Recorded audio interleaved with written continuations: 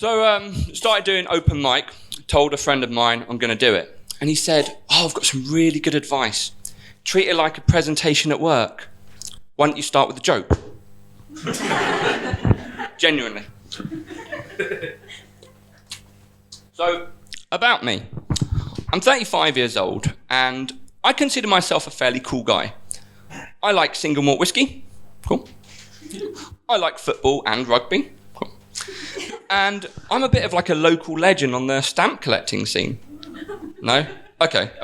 So I bet some of you got those Panini sticker albums. You go home like, oh, Ronaldo shiny. Me too. But do you know what though? Despite being cool, I have come to the sad realisation I'm massively out of touch with the youth of today. Now you probably guessed that because I use the phrase youth of today. But it's actually been like that for a while, and I can remember when it was. I was 18 and I was on the bus. I was going to college. Now, I wasn't one of those kids that I was like tough, so I sat at the back of the bus. But I wasn't one of the saddos that sat at the front pretending to be the driver. You don't do that when you're 18 and cool, do you? I mean, don't get me wrong, I got 17 good years out of it, but then I had to move on. Some people still do it, I can see. So I'm on this bus, and a couple of rows behind me, two kids are chatting. I say kids, they're actually my age, embarrassingly. And then one goes, "Rah!" By the way, "rah," for those who don't know, is a term used to convey shock or surprise. It isn't just a shit impression of a lion.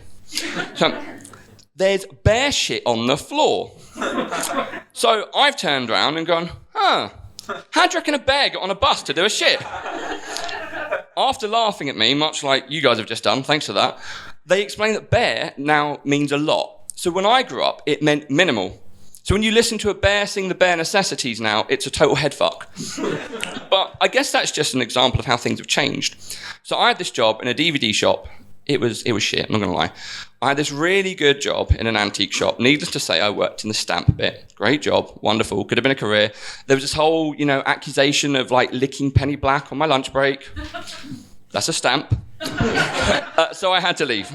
So I ended up in this DVD shop, and one day these kids came in, and one went, "Yo, bruv, have you got Straight Outta Compton? It's got banging tunes." Now, banging tunes means that they're fans of the soundtrack. So if anyone wanted to use that, banging, you could say, like, musically, Eminem is a banging rapper. Kurt Cobain was a banging guitarist. R. Kelly, no, it's taking a piss.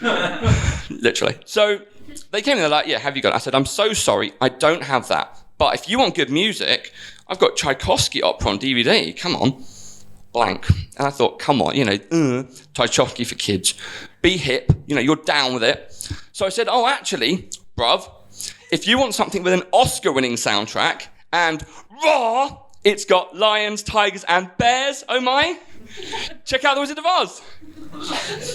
No, they called me dickhead and left the shop. That's not funny. That really hurt my feelings.